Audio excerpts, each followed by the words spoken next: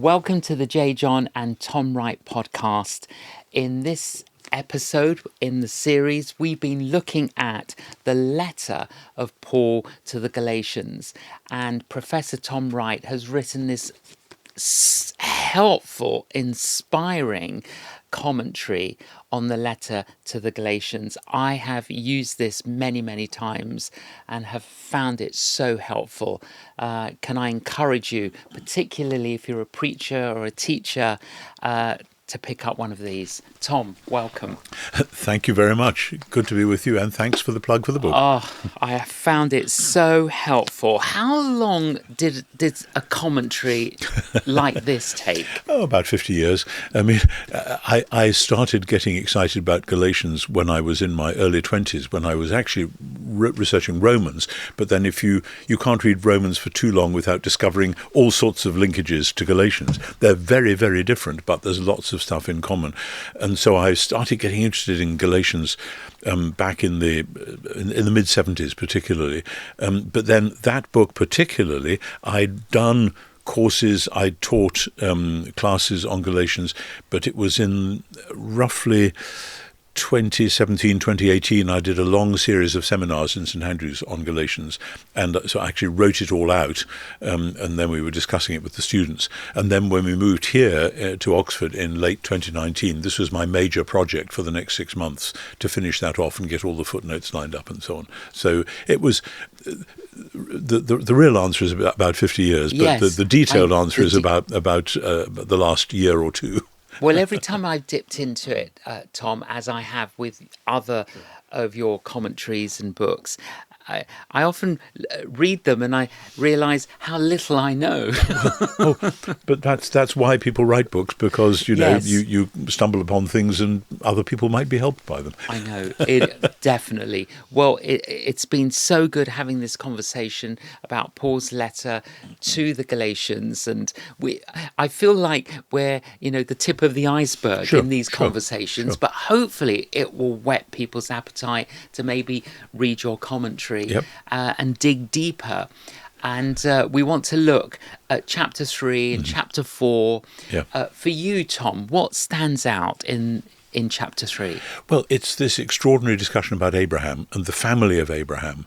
And this has been difficult in the history of the way people have read the letter, because for many people, Abraham is part of the Old Testament, yes, and they see Galatians as saying, well, that was then, this is now, we're not under the law, so we're not under the Old Testament, so why have we got Abraham here? And so people have said, according to Genesis 15, Abraham believed God and it was reckoned to him as righteousness, so that's kind of Paul's proof text for justification by faith. That's better than nothing, but actually it's nearly hopeless, because the whole point of Paul's argument about Abraham is that if you belong to the Messiah, you are Abraham's family, heirs according to the promise, and therefore the implication of all this is you do not need to get circumcised in order to claim that you are worshippers of the one true God. Again, monotheism going back to Abraham, and therefore you are not going to worship the other gods locally. Whatever your neighbours on the street may think, you're going to take your stand in the same place theologically as the Judeans have been standing. So the idea of who then are the family of Abraham and how does that come about and what are its kind of stresses and strains, that's the main subject. And I worked on Galatians for years before I gradually started to see how that shapes up, and it's a very impressive argument. Yeah. So for us to be part of this line of this heritage, how do Jewish people view that? It's been controversial from Paul's day to the present. And I just had an email yesterday from a colleague who's at the meeting of the Society of Biblical Literature annual meeting, and he was saying there was a review of a new book by a man we both know on the question of Paul's relationship to Judaism. And he said in the discussion there was a Jewish American Jewish speaker who said, whatever you want to say about Paul, he wasn't part of my Judaism. In other words, I as a Jew don't recognize this man Paul as being within my tradition. So the question from the beginning has always been, to whom do the promises to Abraham really belong? Yes. That way of asking the question has been with us for a long time. And it's because that's what Paul is arguing here, that over against those who would say, we are the children of Abraham, it's rather like the Judeans who are opposing Jesus in John's Gospel. We are the children of Abraham, and this lot out here simply aren't. Therefore, we're the monotheists, and so we're not going to worship all the other gods. And Paul says, actually, no. If you are one of the Messiah's people. And so he tells the story, and the story is in the backbone of the chapter, the story from Abraham to Moses to the Messiah. And he constantly is talking about the historical movement forward. And the thing he manages to do in chapter 3 is to say that there's a direct line from Abraham to the fulfillment in the Messiah, and that the Mosaic dispensation, coming, as it were, halfway between Abraham and the Messiah, not strictly halfway, but in the middle, that is now complete. Its job is done, and so we don't have to observe the specifically Mosaic commandments anymore. And this is his way of saying, you really can be part of Abraham's family without getting circumcised. The trouble is that this has been taken over by Protestants particularly, who have wanted to say, once you're justified by faith, then please don't add any good works of your own. And here's a point which I just touched on in one of our previous sessions, that the idea of the works of the law in Paul's day, and in Christian reading of Paul for the next century at least, works of the law didn't mean good moral deeds designed to impress God, to score kind of heavenly brownie points. It meant doing the things which marked out Judeans from their pagan neighbours: circumcision, Sabbath, food laws, and allegiance to the temple in Jerusalem. So that for Paul, those are all now strictly irrelevant. That's why we have discussion of the food laws in Romans 14, etc., and the Sabbath. And it's why we have this ambiguous relationship to the temple. And it's why particularly you don't have to get circumcised if you're a Gentile coming into the family.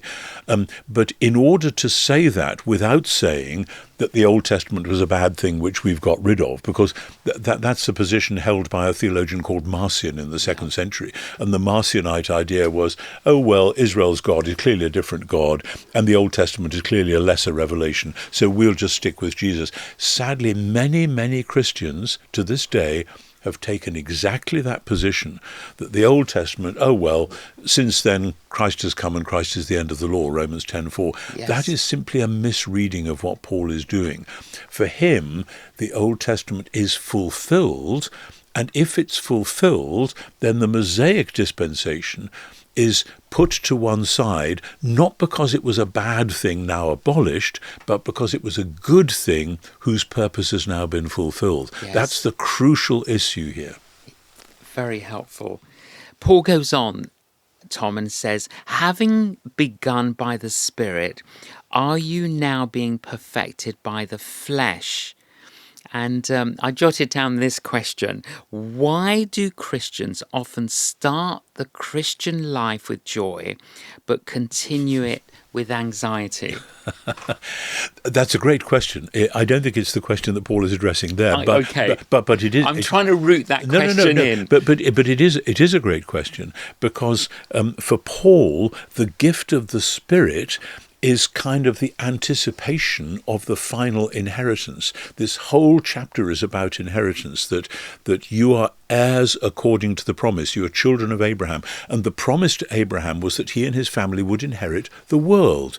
Romans 4:17 says that. And you see it in Romans 8 as well. And it's there all through. So that's why the Gentiles are now to be welcomed in, because the promises to Abraham are fulfilled. You're Gentiles out in the wider world. Well, this is what God always said he would do. So now don't think you have to go back and do the fleshly stuff that belonged to the Jewish people, because Yes. that's just a category mistake. Now, from there are all sorts of homiletic applications, all sorts of sermonic points, of which the one you mentioned would be one.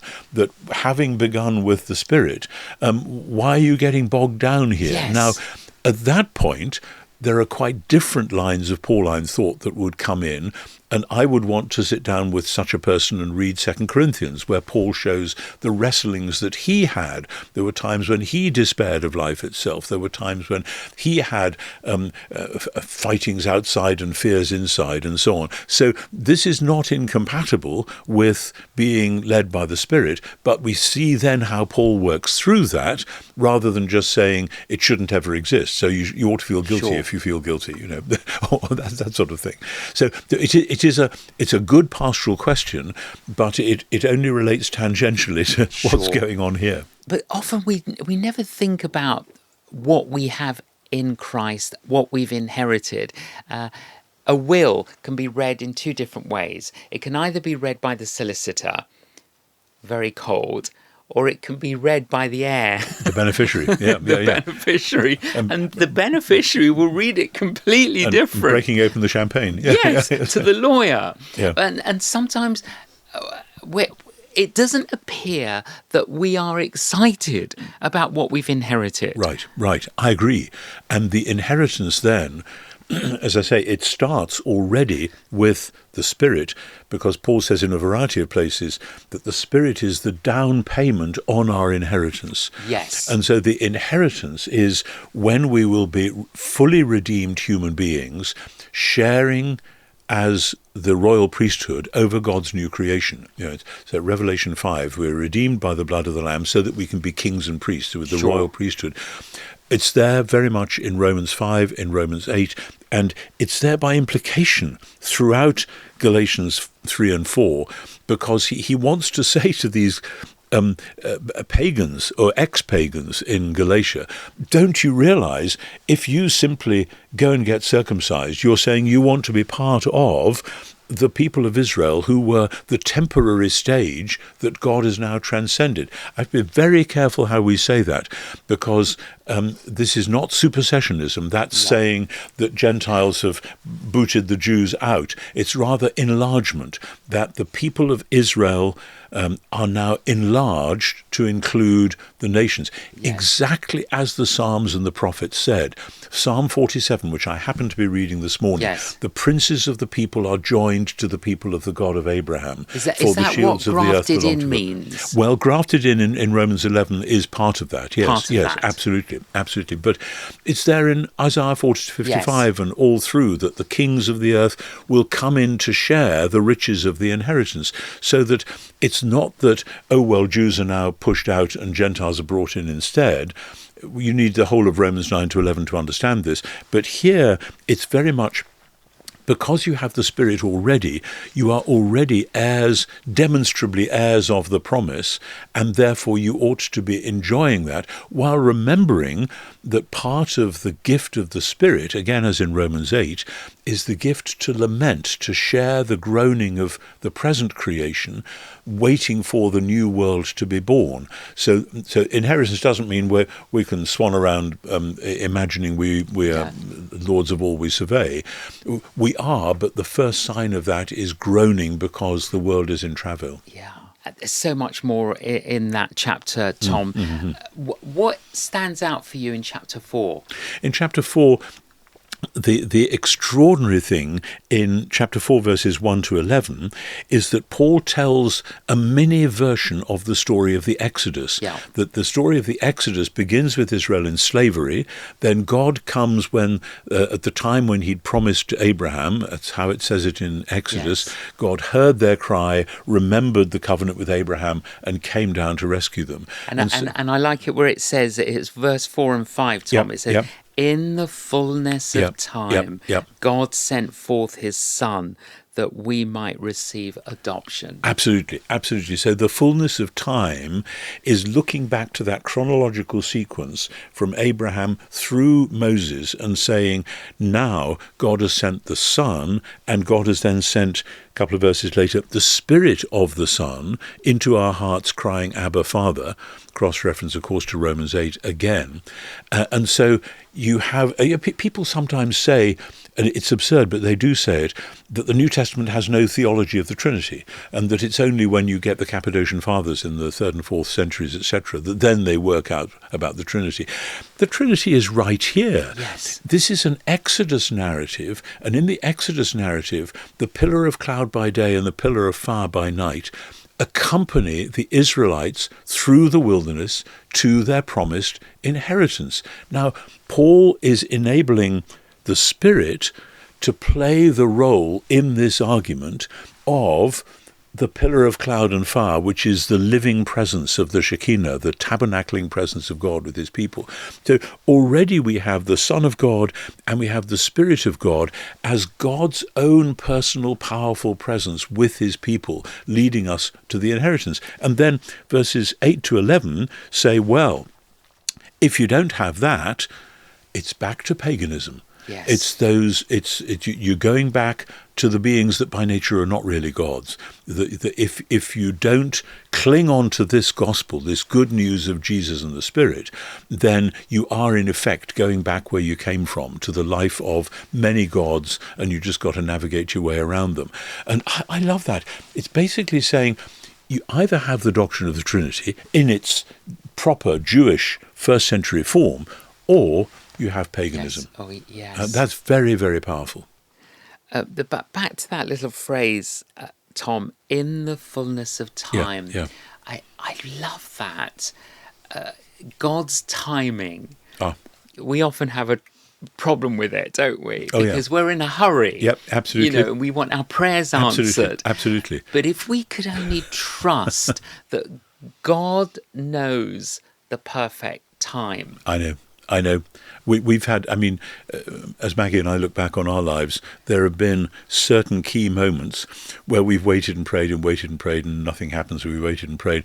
And then quite suddenly, things fall into place and you realize this was the right time. Yes. And I tell you a few stories about that, but I often say to the students, when you pray for guidance, you will get the guidance you need when you need it, which is usually a bit later than you want it. Yes. And Yes. that's part of the humility of Christian life, that we can't just rush in and say to God, I want this by this time tomorrow, please. And sometimes God will give us that. He's been waiting for us to ask. Very often it has to build up through a season of prayer. And prayer and patience. Prayer and patience. And Yes. so, I love that as well, that when the fullness of time had come, tell you what that makes me think of. Makes me think of old Anna and Simeon in the temple in Luke 2. Yes. That they're old woman and old man. She was 84, wasn't she? They've been fasting and praying and fasting and praying. And they fall heir to that whole ancient Judean tradition of reading the prophets and praying the Psalms and regularly turning up to the temple and just trusting God. And finally they're there when the boy Jesus is brought in. And that's a wonderful fullness of time moment.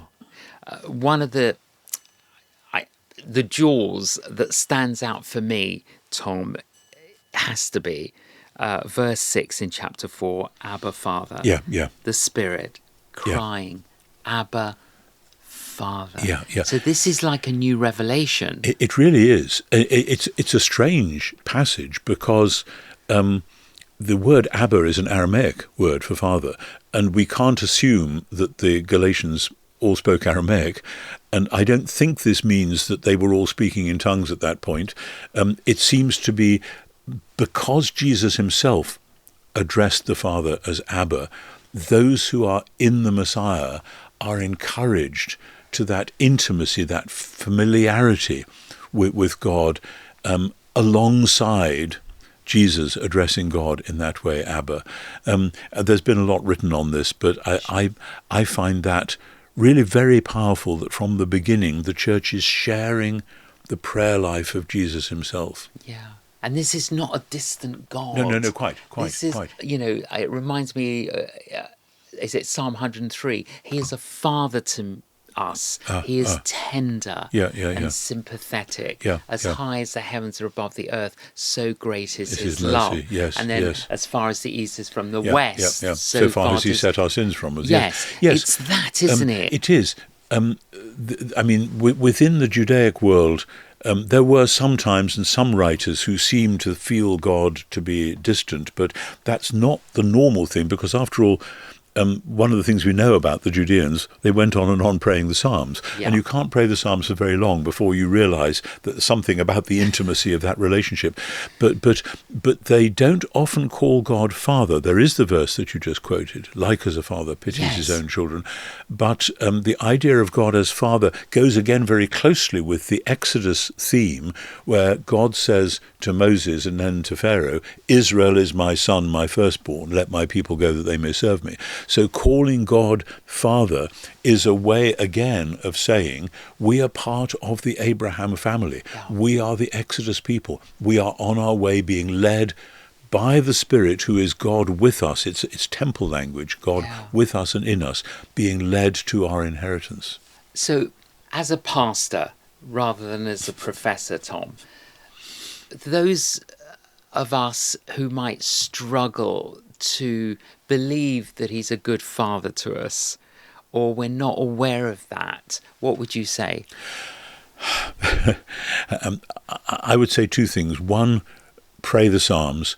Two, read the Gospels, imagining you're there with Jesus, linking arms with you, walking through all that happens, with Jesus sharing everything that's going on with you, as though you are, as indeed you are, Jesus' younger sibling, younger brother or younger sister. Read the Psalms, read the Gospels. That's a start. You can't, that's the start. Tom, thank you very much. Thank you. Thank you.